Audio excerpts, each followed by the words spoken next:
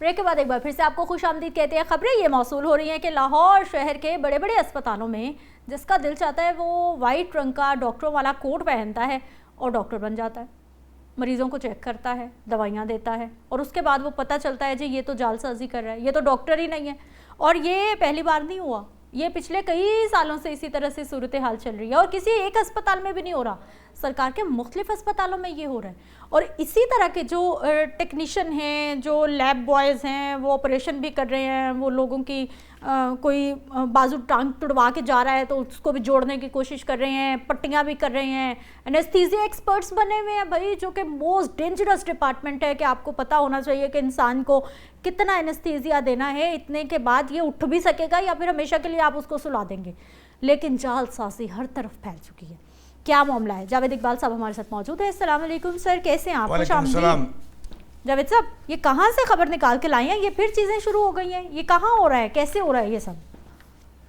देखिए, बात करने से पहले मैं आपको एक ब्रेकिंग न्यूज़ दे रहा हूँ जी कि एशिया का सबसे कदीम और सबसे बड़ा मरकज़ सेहत है जिसका नाम है लाहौर में वाक़ है म्यो हॉस्पिटल लाहौर। जी, आप जालसाजों की बात कर रही हैं।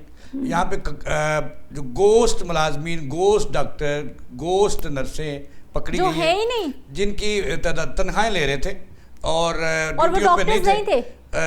नहीं, डॉक्टर तो थे, अच्छा, लेकिन आते नहीं थे ओके। और गैर हाजिर थे। 45 उनकी तादाद है। हाँ। लाखों रुपया तनख्वाहें घर में बैठ के ले रहे थे। और कब से गायब है? और ये पिछले कोई 1.5 से 2 सालों से गायब थे।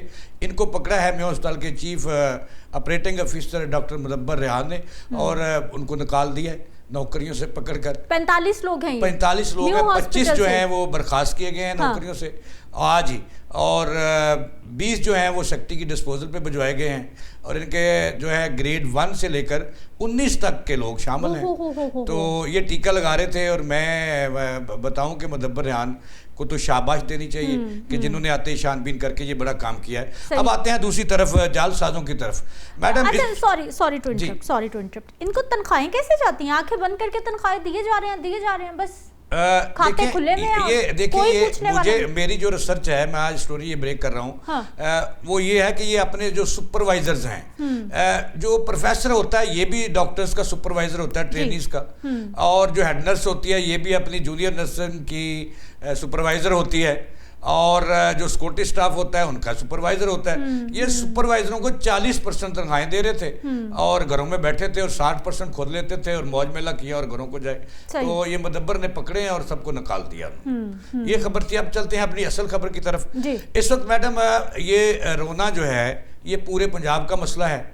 पंजाब में जो टीचिंग अस्पताल है इनकी तादाद इस वक्त जो है तकरीबन 27 से 28 हो चुकी है और म्यो अस्पताल जो है ये मरकज है टीचिंग अस्पतालों का। सही। और सबसे जो धोखाधही, फ्रॉड और जालसाजी डॉक्टर बनकर, नर्सें बनकर, पैरामेडिकल स्टाफ बनकर वो लाहौर में हो रही है। सही। और इसका मरकज है अस्पतालों के सर्जिकल वार्ड, ENT वार्ड और इस तरह के जो न्यूरोसर्जरी के यूनिट हैं वो, जनरल सर्जरी के, आई के, और जो बड़े हसास महंगी तरीन जहाँ पे अद्वियात इस्तेमाल होती है, मेडिकल यूनिट। यहाँ पे मुझे पता चला है कि जालसाज जो हैं वो अस्पतालों के अमले से मिले हुए हैं और जो ही किसी का ऑपरेशन होने वाला होता है, बड़ा ऑपरेशन न्यूरो सर्जरी का या यानी कि दिमाग का या दिल का या कोई बड़ी सर्जरी होनी होती है गायनी में, तो ये लोग आ जाते हैं। आते कब है 2 बजे के बाद, जब असल डॉक्टर घरों को चले जाते हैं ये आ जाते हैं कोट पहन के और जाली नुस्खे लिखते हैं और ये कहाँ पर बैठते हैं जी, ये फिरते रहते हैं वार्डों के अंदर, फिरते रहते हैं और फिर वो जो सादा लोग देहातों से आए होते हैं उन्हें एक प्रिस्क्रिप्शन बना के दे देते हैं कि आपके मरीज की जान खतरे में है। और ये ग्रोह पिछले दिनों पकड़ा भी गया था। ये मुफ्त में कैसे लिख के दे रहे हैं वहाँ पे? मतलब इनको पैसे ये बड़ा सवाल है। हाँ। ये असल में ये कंपनियों के एजेंट हैं फार्मास्यूटिकल के, उन्होंने छोड़े हुए। पहले यहाँ पे होता था कि मेडिकल रैप्स होते थे, अब उनकी जगह ले लिया एजेंटों ने, जालसाजों ने। वो अपनी कंपनियों की दवाइयां उन्होंने हर अस्पताल के बाहर मखसूस मेडिकल स्टोरों पे रखवाई हुई हैं और वहां ये नुस्खे लिखते हैं और मरीज को कहते हैं कि आपको हम 15% रियायत पे ले देते हैं, आ जाओ हमारे साथ, जबकि डॉक्टर ने वो नुस्खा लिखा ही नहीं होता और फिर वो लाते हैं, जब नर्सें मिली हुई होती हैं उनमें आपस में तकसीम होता है 50%। नर्सें, मुझे जो पता चला है, मैंने खुद देखा है या अपने हाथ पकड़ा है कि वो नर्सें जो होती हैं, एक अम्प्यूल होता है पानी उसमें होता है, सिर्फ डिस्ट्रिक्ट वाटर जिसको कहते हैं, वो उसको मरीज को राजी करने के लिए, उसके अटेंडेंट को राजी करने के लिए वो उसको ड्रिप लगा देती हैं, कहीं टीका लग गया तो जा। तो ये जालसाजी जो है लाहौर में क्यों हो रही है, अब ये बहुत बड़ा सवाल है। ये अस्पताल जो लाहौर में टीचिंग अस्पताल है, यहाँ पे इडहाकिज्म है। 89 डेज पे एमएस आता है, प्रिंसिपल आता है, और उसकी फोकस जो है वो सारा परचेज पर है, मरीज पे फोकस नहीं है। उसने कहना कि मैंने 89 डे के लिए आना है, पता नहीं मैंने पक्का होना कि नहीं होना, दिहाड़ियां लगाते हैं घरों को, मरीज का खाना खराब हो रहा है जी, और जाओ घरों को। और इस वक्त सबसे बड़ा जो मरकज है जालसाजी का, और 2 नंबर जो डॉक्टर रूपधार का डॉक्टरों को आए हुए हैं, ये लाहौर जनरल अस्पताल है, वहां पे एक अदारा है पेन्स, जिसका न्यूरो सर्जरी का, दिमाग की सर्जरी का अस्पताल है, वो मरकज है, और वहां इन्होंने डेरे डाल रखे हैं। दूसरे नंबर पे है जिन्ना अस्पताल, तीसरे नंबर पर है गंगाराम अस्पताल। कोई नहीं है, कौन है जिम्मेदार, किसने पूछना है? हाँ, बड़ा अच्छा सवाल है। हम जैसा कोई चले जाता है तो हमें तो डंडे मारने पे आ जाते हैं कि भाई आप कैमरा माइक लेके हॉस्पिटल में, आपको इजाजत ही नहीं है। तो ये वार्ड्स में फिर रहे हैं, अंदर बाहर फिर रहे हैं, इनको कोई नहीं पूछने वाला। जिन्होंने पकड़ना है वो खुद इनके साथ मिले हुए हैं। मैं बफसूख से कह रहा हूं कि वो खुद इनके साथ मिले हुए हैं। और देखें, अस्पतालों के अंदर सिक्योरिटी स्टाफ इनको पकड़ने के लिए आउटसोर्स कर दिया गया है। ठीक है, करोड़ों रुपए के ठेके दिए हैं, प्राइवेट सिक्योरिटी रखी गई है, और वो सिक्योरिटी इनके साथ मिली हुई है। सिर्फ दिहाड़ियां लगाते हैं, मरीज को जो है ना वो उसको कुंडी छुरी से ज़िबा करते हैं और घरों को चले जाते हैं। सिक्योरिटी वाला साथ मिला हुआ, पैरामेडिकल स्टाफ मिला हुआ, नर्सें साथ मिली हुई हैं, डॉक्टर साथ मिले, यहां तक कि मैं अब नाम नहीं लूंगा, पिछले हफ्ते मेरे एक अजीज करीबी एक न्यूरो सर्जिकल वार्ड में दाखिल थे। ठीक है, मैं भी वहां पे मौजूद था। और वहां पे जब उनका ऑपरेशन होना था तो उनको पता नहीं कहां से तला मिल गई कि ये 3.5 लाख का जो दिमाग में डल रहा है स्टेंट, अच्छा, वो 3.5 लाख का हमसे ले लो। दूसरा आया, वो कहता है ये 2.5 लाख का हमसे ले लो। वो यानी जी, डॉक्टर ने कहा कि इनका न्यूरो ऑपरेट होना है और लोग आना शुरू हो गए कि ये हमसे ले लो, ये हमसे ले लो। उनको पता नहीं कहां से पता चल जाता है कि हम हैरान रह गए कि एक आई कंपनी, उसने कहा जी ये स्टेंट जो है ये दिमाग के अंदर डालना 3.5 लाख का दे देंगे, ये वलाती है। दूसरा है जी वो जाली है, ये असला 2.5 लाख का दे देंगे। और आखिरकार करते करते बार्गेनिंग उनसे 70,000 में उन्होंने दिया, और वो डला उसमें। आपने रिपोर्ट नहीं किया? हमने एमएस के पास उस अस्पताल के एमएस से कहा। हाँ। और वहां पे मैंने दर्जनों केसेस ऐसे पकड़े। अच्छा, दर्जनों केसेस। कोई इंजेक्शनों की मंडी लगी हुई है, वो इंजेक्शन अपने लिख रहे हैं और कह रहे हैं कि आओ मेरे साथ फलां स्टोर पे चलो, 15% पे रह लेता हूँ, कोई कहता है 20% पे। और मैं समझता हूँ कि अस्पतालों का है जो कस्टोडियन ऑफ द हॉस्पिटल होता है, ये एमएस होता है, वो सोए हुए हैं। वजह क्या है? सिफारशी कल्चर आ गया।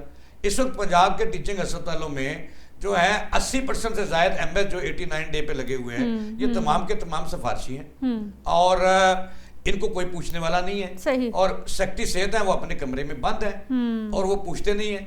और जनाबे वाला तमाम का तमाम जो मरियम नवाज का सिस्टम था मुफ्त अद्वियात का, वो तकरीबन फेल होता हुआ नजर आता है, क्योंकि लोग तो रो रहे हैं, झोलियाँ उठाकर बददुआएं दे रही हैं, ना उन्हें अस्पतालों से डिस्प्लिन मिल रही है, ना कोई ऑपरेशन का सामान मिल रहा है। और वो जाते हैं, जो जालसाज अस्पतालों में फिर रहे हैं, उनके हाथ चढ़ते हैं। कोई अपनी बालियाँ बेचता है, कोई कमेटी डाली होती है, वो उसने अपनी बेटी का जहाज बनाना होता है, उसके दिल का या दिमाग का ऑपरेशन आ जाता है, उस पर लग जाता है और वो रोना शुरू हो जाए। इनके कबाड़ खाना और मैं समझता हूँ कि बुच्चड़ खाने में बदल गए हैं ये मरकज़े सेहत जो है। वहां तो पहले ही मरा हुआ बंदा पहुंच रहा है, पहले ही वो बेचारा पहुंच रहा है जिसके पास कोई ऑप्शन नहीं है, जिसके पास थोड़े से भी पैसे हैं ना, वो प्राइवेट सेक्टर में जाता है। जी ऐसे ही सरकार के अस्पताल में वही जाता है जिस बेचारे के पास कोई रास्ता ही नहीं है, किराए के पैसे नहीं होते, और वहां पर जाके वो इस तरह से अपनी जिंदगी को जो है वो। अब मैं क्या क्या बताऊं, क्या क्या सुनोगे। इस वक्त मैंने अर्ज किया था कि बुच्चड़ खाने में तब्दील हो गए हैं टीचिंग अस्पताल। वहाँ कोई पूछने वाला नहीं है, जो आता है वो कहता है कि इस मरीज को ज़िबा कर लो, और दिहाड़ी लगाने आता है। सुबह को इन्होंने फिक्स करने होते हैं कि आज हमने कितने ऑपरेशन करने। ये तो मसीहा हैं, तो कहाँ अखलाकियात, कहाँ हम ज़मीर मर चुके हैं। अब देखिए ज़मीर मर गए। गवर्नमेंट ने पाबंदी आयद की हुई है कि कोई डॉक्टर जो है वो बाजार से किसी मरीज को दवाई लिख के नहीं दे Exactly. आप जेनेरिक नेम लिखेंगे, आप कंपनी नेम नहीं लिखेंगे, आप सॉल्ट लिखेंगे। पिछले दिन मुजीबुर रहमान शामी साहब, बहुत बड़ा नाम है, उनको किसी डॉक्टर का फोन आया, अच्छा, जिन्ना अस्पताल से। उन्होंने कहा जी कि हम पे तो पाबंदी है, हम बाहर से दवाई नहीं लिख के दे सकते। एक तरफ मरीज की जिंदगी बचानी है, अस्पतालों में है कुछ नहीं। मतलब ये है कि डॉक्टर भी इतने वो कसाई नहीं है। वो कहते हैं जी कि एक तरफ अस्पतालों के अंदर पाबंदी है कि आपने बाहर से दवाई नहीं लिख के देनी, दूसरी तरफ अस्पतालों में दवाई नहीं है।